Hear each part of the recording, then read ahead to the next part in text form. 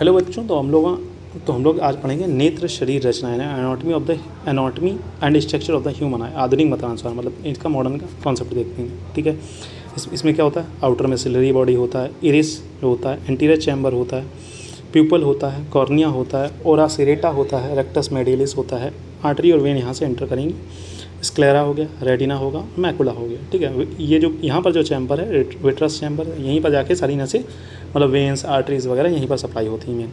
The eye is located in the quadrangular bony cavity known as orbit. जहाँ पर आँख मतलब स्कल में देखोगे तो एक क्वाड्रेंगुलर एक शेप होगा, ऑर्बिट, क्वाड्रेंगुलर बोनी कैविटी होगी, उसे क्या कहते हैं?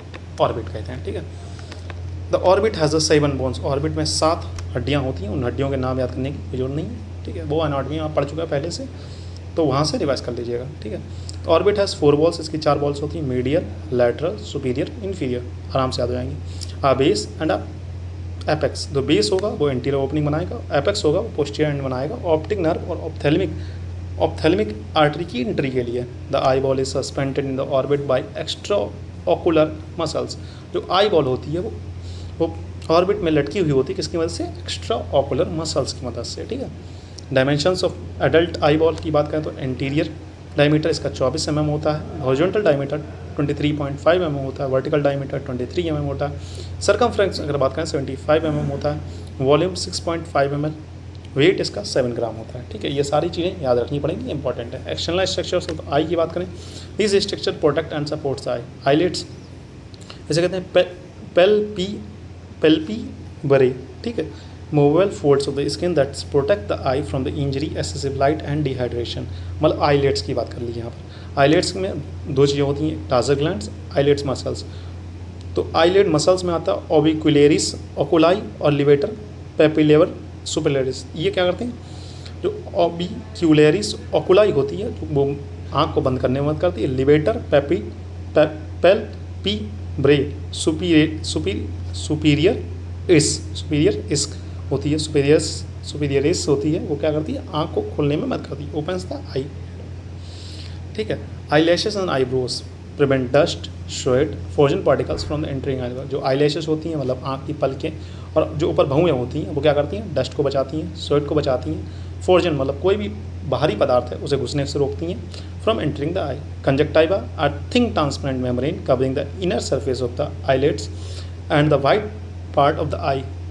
पार्ट जो पूरा वाइट पार्ट है उसे कवर कर उसे वाइट पार्ट ऑफ आई को कवर करेगा और इनर सर्फेस ऑफ आईलिड्स को कवर करेगा। इन्फ्लामेशन अगर इसमें हो जाता है तो कंजक्टिवाइटिस हो जाता है, इससे आंखें कैसी हो जाती हैं? पिंक हो जाती हैं, मतलब लाल लाल आंखें हो जाती हैं, तरीके से एक साइड।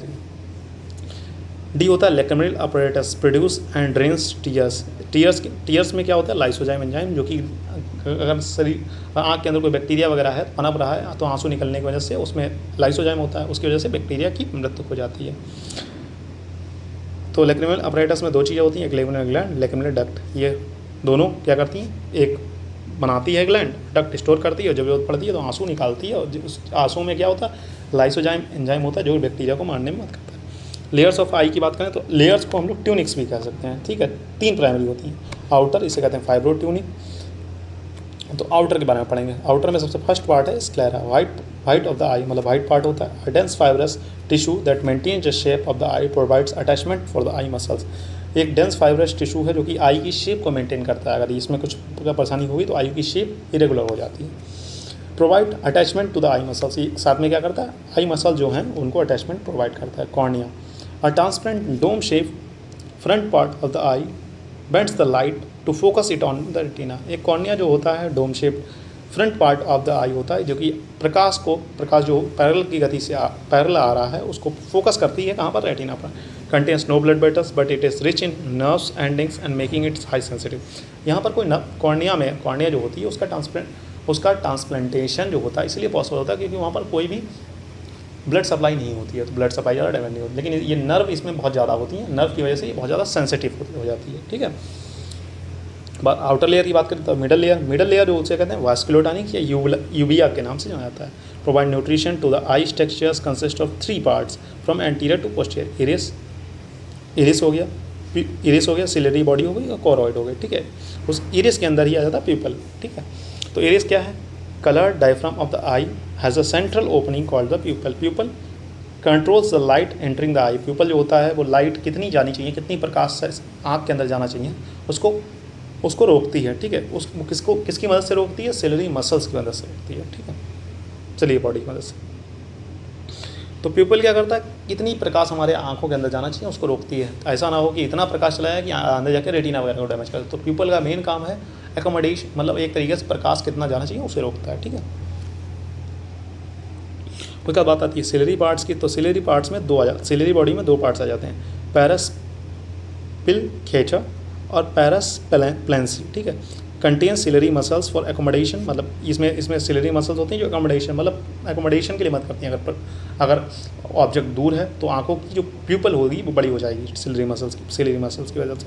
दूसरी, contains ciliary process that secretes aqueous humour, ये एक्वस ह्यूमर सेक्रेट करता है। एक्वस ह्यूमर क्या करेगा? नरिशमेंट प्रोवाइड करेगा, न्यूट्रिशन प्रोवाइड करेगा आई को। ठीक है, आई, क्योंकि आई भी एक चीज़ है ना, वो जीवित है, वहाँ पर कुछ सेल्स हैं, उनको न्यूट्रिशन वगैरह चाहिए, वो प्रोवाइड करेगा। ठीक है, एक्वस ह्यूमर। बात करेंगे choroid, a dark brown highly vascular between sclera and retina. Sclera और रेटिना के बीच में एक हाईली वेस्कुलर लेयर होती है, उसे क्या कहते हैं हम लोग? कोरोइड कहते हैं। Supplies nourishment to the outer layer of the retina. ठीक है, ये नरिशमेंट प्रोवाइड करता है क्योंकि outer layer of the retina को। ठीक है, कहाँ पर? आउटर लेयर ऑफ रेटिना को। इनर लेयर की बात करें तो इनर लेयर में रेटिना आता है। Conquered with the visual function, main काम जो मतलब देखने का है। बाकी सभी क्या कर रहे हैं? लाइट को अब आ रही हैं या तो लाइट को फोकस कर रही हैं, लाइट को रेटिना तक पहुँचा रही हैं। मेन काम जो देखने का है वो किसका है? रेटिना का है। ठीक है, concurrent with the visual functions compost of 10 layers. इसकी 10 लेयर्स होती हैं रेटिना की। ये 10 लेयर्स के नाम आपको याद होने चाहिए, बहुत इंपॉर्टेंट। ठीक है, pigmented epithelium, layer of rod and cone cells, external limiting membrane, outer nuclear layer, outer plexiform layer, inner nuclear layer, inner plexiform layer, ganglion cell layer, nerve fibre layer, internal limiting membrane. जो 6 वाला छूट गया तो मैंने last में भी लिख सकता हूँ, लेकिन इसका सीरियल ऑर्डर से ही याद करना बहुत जरूरी है। जब आपको विजुअल पाथवे पढ़ाऊंगा वहाँ पर विजुअल मतलब किस तरीके से इमेज बनती है, तो इन मसल्स का जब नर्व सिग्नल ट्रांसफर होंगे तो वहाँ पर बहुत अच्छी तरीके से काम आएगा। ठीक है, इसलिए इन कुछ भी मत सोचो, इनको सबको याद कर लो, कैसे भी करके याद करना है सबको।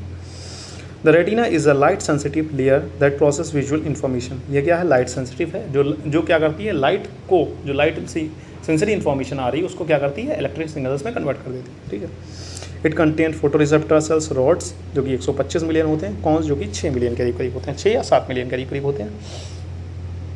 Detect dim light allowed night vision.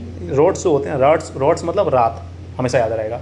Rods मतलब रात, कॉन्स मतलब दिन। ठीक है, कॉन्स मतलब दिन में। Detect colour and bright light, ये कलर को डिटेक्ट करते हैं, ब्राइट लाइट को डिटेक्ट करते हैं। देखो, detect dim light allowed night vision. अब रॉड्स की संख्या इतनी ज़्यादा क्यों है? क्योंकि रात में जो चीज़ें, रात में क्या होता है? प्रकाश कम होता है, तो प्रकाश कम होगा तो संख्या ज़्यादा होगी, तो एक्जैक्टली मतलब देखने में थोड़े बहुत हेल्प करेगी। और दिन में तो वैसे भी उजाला रहता है, या तो सूरज का उजाला रहता है, आर्टिफिशियल लाइट रहती है, तो इतनी ज़्यादा चीज़ों की जरूरत नहीं पड़ती। नॉर्मली हम लोग चीज़ों को आसानी से देख सकते हैं, लेकिन रात के अंधेरे में क्या होता है कि चीज़ों पर ज़्यादा फोकस करना पड़ता है, इसलिए इनकी संख्या ज़्यादा होती है। ये क्वेश्चन पूछ सकता है MCQ में कि लाइट इनकी संख्या ज़्यादा या इनकी संख्या कम क्यों होती है, तो आपका आंसर होना चाहिए कि रात में जो होता है कोई भी ऑब्जेक्ट अगर देखना है तो उस पर ज़्यादा फोकस करना पड़ेगा, क्योंकि कोई भी प्रकाश का अभाव है, यानी थोड़ा बहुत प्रकाश है। और दिन में तो सूरज देवता निकले हुए हैं, तो आराम से अच्छी तरीके से प्रकाश होता है, उसके कारण आप आराम से देख सकते हैं। इसके बाद हम लोग बात करेंगे the retina has a light sensitive layer that process visual information and contains rods और कॉन्स की बात कर ली थी। Macula the central part of the retina responsible for the detail vision. Macula जो होती है रेटिना का सेंट्रल पार्ट होता है जो कि डिटेल इन्फॉर्मेशन निकालता है किसी ऑब्जेक्ट की, देखता है ये से किसी मनुष्य को आपने देखा तो उसका डिटेल निकालेगा, अगर पुरानी मेमोरी में फिर भेजेगा ऑप्टिक नर्व से ब्रेन में, वहाँ पर डिटेल इन्फॉर्मेशन निकालेगा कि हाँ इसे पहचानते हैं, अगर पहचानते हैं तो आप बात करेंगे, नहीं पहचानते हैं तो इग्नोर करेंगे। ठीक है, fovea centralis, a small depression in a macula contains only cones for the sharp vision. यहाँ पर फोबुला सेंट्रलिस पर क्या होता है? सिर्फ कॉन्स होते हैं जो कि बहुत शार्प विजन के लिए रिस्पॉन्सिबल होते हैं। ऑप्टिक डिस्क या ब्लाइंड स्पॉट कहा जाता है। Where optic nerve exist the eye no photo receptor. जहाँ पर ऑप्टिक नर्व जो होती है आँख को छोड़ती है, वहाँ पर एक होता है ब्लाइंड स्पॉट। अगर वहाँ पर लाइट इमर्ज होकर, वहाँ पर लाइट अगर इमर्ज होकर बनती है तो ब्लाइंड स्पॉट होता है, वहाँ पर कोई फोटो रिसेप्टर सर्च नहीं, कुछ भी प्रकार का आपको दिखाई नहीं पड़ेगा। ठीक है, refractive structures of the I that these structures focus the light into the retina. Refractive structures वो जैसे कोई पढ़े हो गया आप, ग्लास स्लैब पढ़े थे, प्रिज्म पढ़े, वो क्या है? सारे रिफ्लेक्टिव हैं। रिफ्लेक्टिव मतलब जो लाइट को बेंड करते हैं, और रिफ्लेक्टिव क्या होते हैं? जो लाइट को वापस रिबाउंड करते हैं। ठीक है, रिफ्लेक्टिव और रिफ्रैक्टिव में कोई डाउट तो नहीं।